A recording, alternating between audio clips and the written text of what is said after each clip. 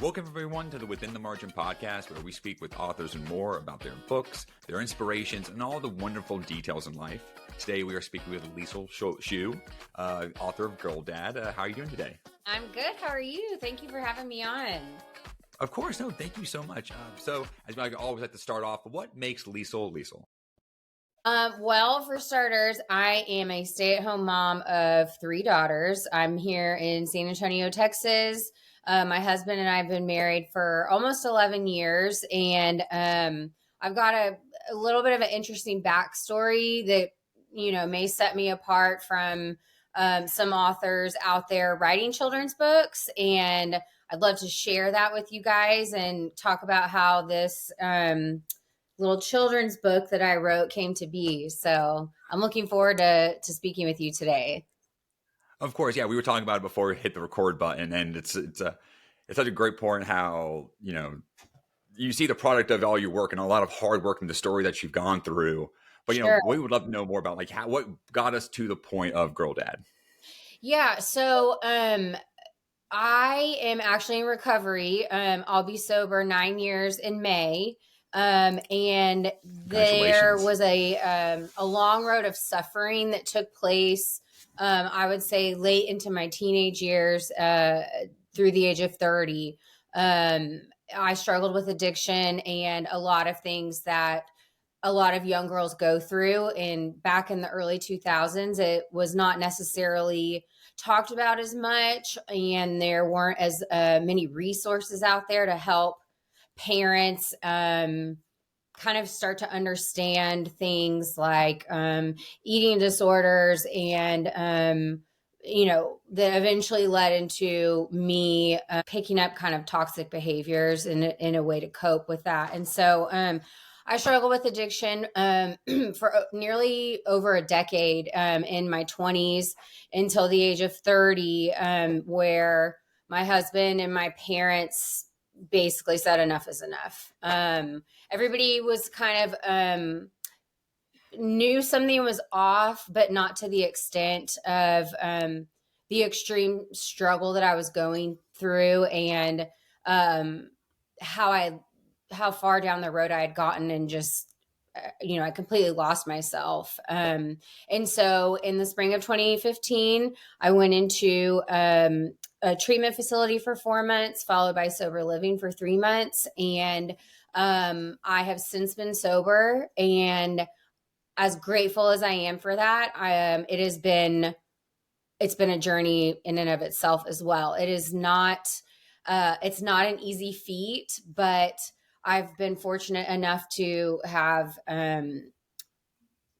really developed the tools for coping and have such a strong support system around me that this is something that it's given me so much perspective in life in general. And so coming out of that, we had our first child, Sawyer, when I was 32. And so a couple years into sobriety, and I would say that that's really when I found my purpose, was motherhood. Yeah.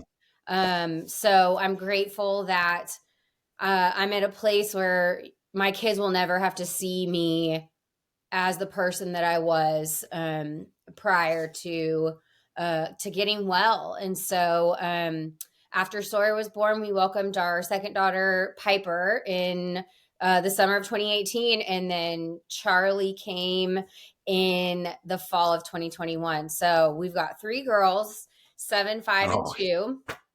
It's a circus at our house every day. I'm just we just kind of try to figure this out as we go. And so a little bit about the book.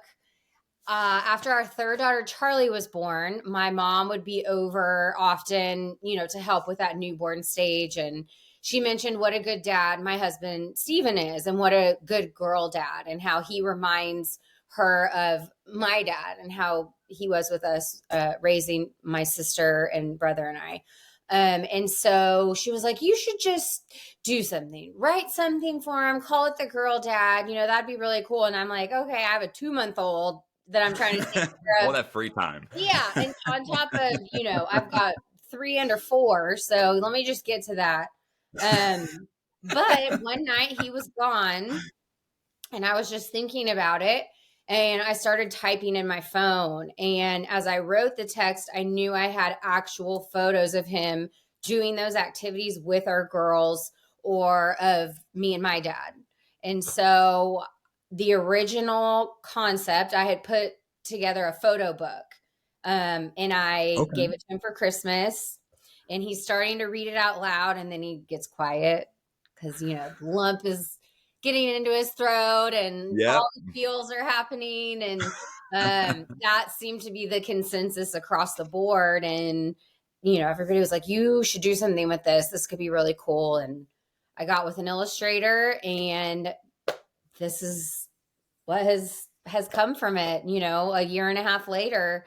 And so we can kind of go into the crux of everything. But the main thing that I like for my audience to know is that this book is a blessing and really has served as a vessel for me to kind of not only spread joy with this story and how happy it makes families, but also to share my personal story on how things came to be, and that like life is not some shiny, perfect fairy tale. It's not what you see on the cover and what you see inside the book. This has not been, my life forever. We all have struggles in life, and it's interesting to see how God works when you put in the work. So I've done a lot of Exactly. talking now. I'll let you do some talking. No, no, no. No one wants to hear from me. No, it's wonderful because when I was reading your book, again, having have a 6-year-old daughter and a 2-year-old daughter, and Yeah. that bond, I know. I remember just like that. They do gravitate so much. They it's hard to put into words, and what you did Yeah. so eloquently in your book about that relationship. And I know so much. I'm trying to find the way to make sure, again, not have. I grew up with only a brother, so I didn't know. There wasn't the big girl presence in our family. My mom is the boy mom, and Okay. so learning this, like learning that how to to make them happy, and realizing that you will do anything for them, just being like, I am controlled by these little people, and I'm perfectly Tiny okay with it. humans. Yeah. And it's so wonderful. Like, what do you think out of to talk about like the quality from your husband Stephen, about what do you think that what portrays the most in the book that makes him that girl dad, the ideal girl dad? Well, it's very kind of you to say. Again, we're trying to figure out the world of parenting just like everybody else. And interestingly enough, he only has a brother as well. So all these girls around is new for him too. What I try to do with this book is really kind of take you through the milestones of what it's like to raise a little girl, also just a child in general, Yeah. and some of the uniqueness of that father-daughter bond, and just the importance of like being present. And I that goes for fathers and sons, mothers and daughters, that goes for parents in general, I think. But I feel like we live in a society today where um those role models that we as parents can be in the lives of our children is more important than ever, because there are external things in the world that Yes. children and adults are dealing with like never before. And so I think that that special bond that you can have with your children, be it opposite gender, same gender, is just so important. And those memories that you can make, and it doesn't have to be anything extravagant. I think back to times with my dad, and a couple of the stories in here are actually taken from situations with my dad and I. And so you just, you develop those core memories over time, and it doesn't have to be, some huge trip or but it's like, oh yeah, remember we used to paint daddy's fingernails on, rain days, or, just, I don't know, something special and unique like that. I think I currently have some remnants of some toenail polish on my on my toes at this moment. Yes. Yeah. And maybe you have a friendship bracelet on, or who knows. Yeah. Oh yeah. Well, it's these, and it's I like how in your book you went from, there's obviously the traditional girly things, and like, yes, there have been many times where the nails have been out, and we are painting fingernails, we are painting toenails.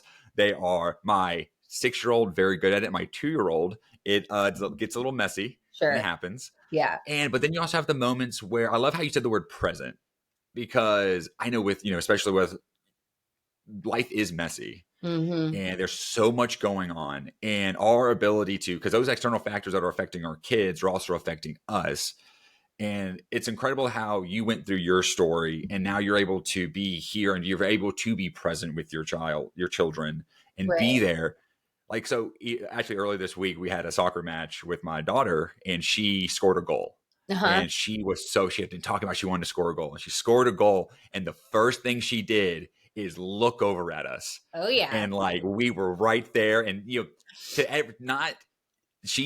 that to be that moment, like, I don't think I will ever forget that moment in my life of just her looking, and just with the eyes wide open. Yeah. And it's those moments. Yes. Yeah, definitely. And I'm also just bragging that my daughter scored a goal. Well, hey, you know what? Funny enough, you say that. So both of our two, we call them the big girls, they just started soccer back up this past Saturday too. And my young Piper, the 5-year-old, their team got drilled. We'll say that. But she scored a goal. And so the fact that they got blown out 13-2, she didn't even care. She did Doesn't not matter. But yeah, so, and in the book, like, I was not the girly girl growing up. I was a tomboy. I played sports. My 7-year-old Sawyer, she would lean less girly, where Piper is all into, like, let's play dress up and do makeup, and she wants to be a spa lady when she grows up. And, so it's just fun to see the different interests that your children take, and it'll change over the course of, their upbringing. But, and back to being present, like, I'm just like probably every other parent out there. It's hard. We live in a world, our phones are constant, that distraction is always there. But, I think it's more like just showing up, and, admitting to my kids, like, I'm not perfect, and they'll ask me questions, and I'm like, I don't know. And they're like, well, you're supposed to know everything. And I'm like, oh no, I'm sorry, honey, but that's, why don't you learn it and then come teach me about it? Because mommies and daddies don't know everything either. So. No, yeah. I love that, because it's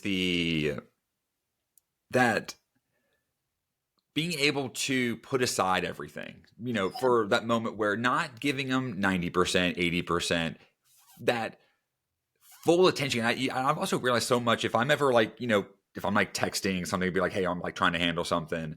They sense that. Yes, they do. Yes, you are physically there, but mentally you're not. Hey, dad, what do you do?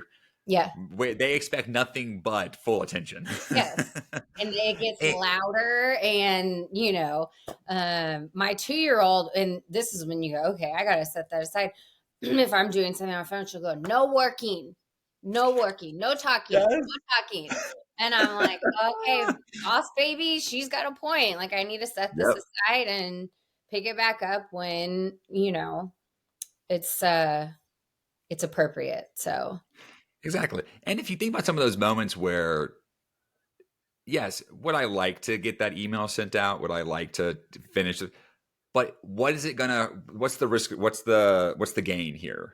If I put this down and I am present with my child, that email being sent 30 minutes later is probably going to usually have no earthly effect to it. There are times that life does get in the way. Yeah. But most of the time it's not, Can wait. you know, Yeah. if you just set those, if you set those parameters, I just being present, I just think is a wonderful, because it's hard, especially with having a small company, a small building company. That's something you really have to be very, and I feel like it has to be done very intentionally. You Sure. have to, you just can't, you know, naturally be present. Sometimes you have to, especially with the phone always being connected, it has to be thrown away, put aside somewhere, and be there. Yeah.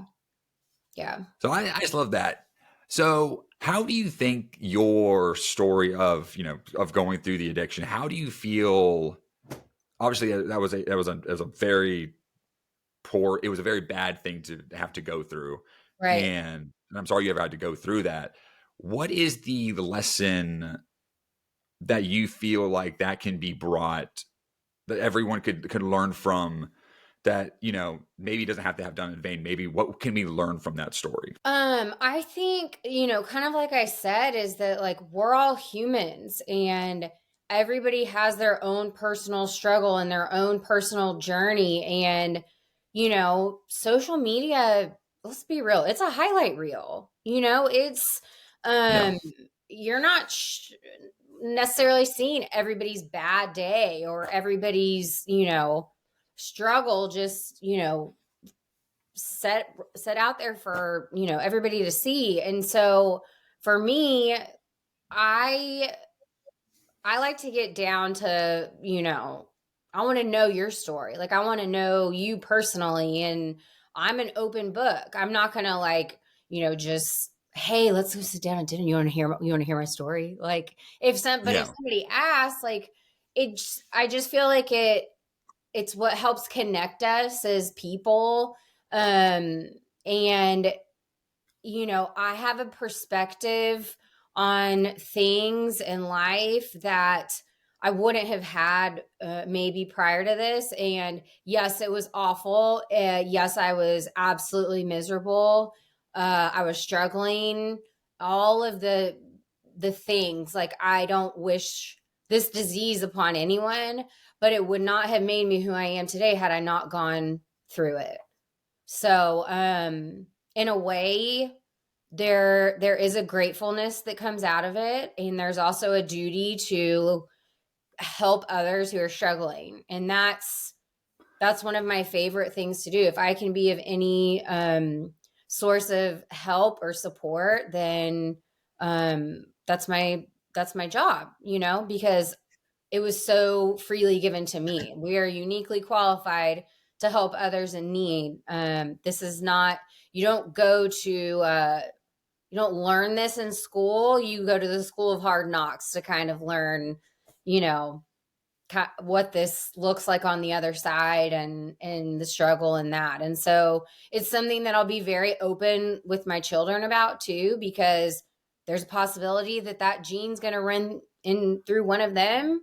But also, Yeah. it's just having those lines of communication completely open, because back when I was going through things, it wasn't talked about. And that's to no fault of anyone, but and it was my secret, and that secret kept me sick for a really long time. So what would you, those open lines of communication? I remember me and my wife talk about this, where being able to, as they're growing up, we have, you can't help but see yourself in your kids, Oh yeah. and all the good stuff, and then all of a sudden all of a sudden you start seeing the bad stuff, and you're like, oh no. And Yes. and that can range from a variety of different things. You realize your kids have same fears as you do, and you're like, who? Like, it's weird how sometimes it does seem, it's, in ways, like you're in, like, for addiction, that can be very genetic, Sure. and for a lot of things there could be various different factors. But having those open lines of communication, and then again also being present to be there, which is actually kind of required for that open communication, that right there can solve so many problems for especially so many young girls and so many young boys, Yeah. as they're going through, as they're possibly, growing up and, realizing what life is all about, and understanding who they, who God created them to be, and so they can become who he wants them to be. Right. And so how did, and with that, it sounded like, if you don't want to go into this topic, let me know. But when you're when your parents and your husband came to you, Mm-hmm. even though you were obviously older, for me, that seems like that was, what did that mean to you that they came to you and were like, hey, I'm guessing there was love there. Like, can you kind of, you don't have to get into a lot of the details, but like, That's what did fine. that mean to you? Well, first of all, the love was tough love because I like the easier, softer way does not work with me. You have to hit me Yep. over the head with things, like punch me in the face with it before I finally get it. And without getting too much into the weeds, like I was ticked. I saw them walking up the steps to my front door and I was like, oh, here like the jig is up. This is not good. Yeah. So I was mad, really out of my mind still for a long time. I mean, it that many years into my addiction with pills, it didn't just, clear up overnight. I had spent a week, excuse me, in detox, and my friend and I like to politely say that we were kidnapped. I mean, you show up unannounced. There's not a lot of time in between. You pack a bag and off you go. And so the love that was around it, I started to understand more as time went on. Yeah. It was the hardest thing that I have ever been through in my life, trying to get sober and just being in treatment in general. But it's the best thing that ever happened to me. So, Yeah. yeah, sometimes What it's, would you say what advice would you give to somebody if they see a loved one or anybody too that's going through what you're going through? They're starting to see the signs, and mhm. what would you advise them to start proceeding that kind of conversation? Glad you asked. It kind of varies for each person, but and I've talked to a lot of like friends or family who have had a loved one going through this, and one thing I'll say is that uh if parents or a spouse or a partner or whoever is like the core family, if everybody's not on board, it's not going to work. If you have one outlier that the addict or the alcoholic can, Run to. can run to, and that will continue to enable that behavior, it's not going to work. And unfortunately, I've seen it happen a lot. Being older, being married, having children, like it gets a lot trickier because there's a lot more moving parts involved. Fortunately, my husband and I we didn't have any kids yet. We were very fresh into our marriage, and the fact that our marriage survived is huge. There's a lot of people who's don't, and that is a huge testament to him and the love and willingness that he was able to see it through. But I would it's always nice if you can reach out to somebody who is, either in recovery, specializes in the field, and start asking questions and start kind of listing out your concerns and what does it look like and how long has it been going on, and start to ask those questions. It could be very, very obvious. It could not be. I mean, and there's so many resources out there. It kind of just depends. But more often than not, my suggestion is, if you're really far down the road, inpatient treatment is the way to go, in my own opinion. But that's not for everybody. So I would say everybody has to be on a united front, to Definitely. be able to have the support of a professional, or somebody experienced in the field is always helpful, because we're able to explain in a manner that kind of starts to make sense. I don't know if I answered your question. I kind of went into circles there, but No, you answered the question perfectly, because it's it's not it's not a simple situation. It's just like right. you mentioned, like life isn't Life isn't, okay, we have this problem, so we're going to do this or this. Like, it's never like that. It's going to be, and then once the process starts, it's going to be hard. Like, as you said, like, you're grateful that, your marriage survived and everything, everyone was there for you and you were able to get treated. It's not always as simple as, hey, we have a problem, okay, and then you just check a box and fix it. It's complicated, and having professional help, getting, having a united family front. Because I have noticed, like, you even like on simpler issues, you have noticed where if someone has a bad behavior, they go to the one person that lets them enable. We all know the enabler of people, Right. and that right there, being able to identify that, and that it's a. I really do appreciate you letting us into your world and understanding, sharing your story, because you're not the only one that's ever gone through this, Mm-hmm. and it's a story that, like you said, we weren't talking about it 20 years ago. We Right. were, or 10 years. Like, it's starting to become more. This is a issue that we would like, our society would like to solve. Sure. So yeah, so thank you again so much for sharing. Yeah, of Is there any course. Of course. um And I think I'm also more I don't know if in tune is the right word, but when it comes to my kids as well, like if we start seeing certain behaviors, or like, I don't typically let things get kicked down the curb for very long. Ironically, my oldest, she was diagnosed with ADHD few years ago, but we noticed stuff with her in the toddler years. And so, like, if there's anything that seems off, I'm always ready to go take the advice of somebody that's a professional in that field to help my child.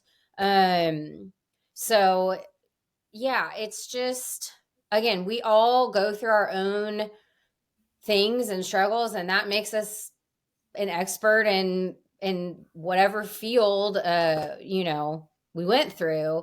And so if my story can inspire hope in anyone, then I've done my job. Me being able to help somebody else is the greatest gift that I could ever give and receive, because it reminds me of what I went through to get to where I am today. That's so great. So how can people connect with you?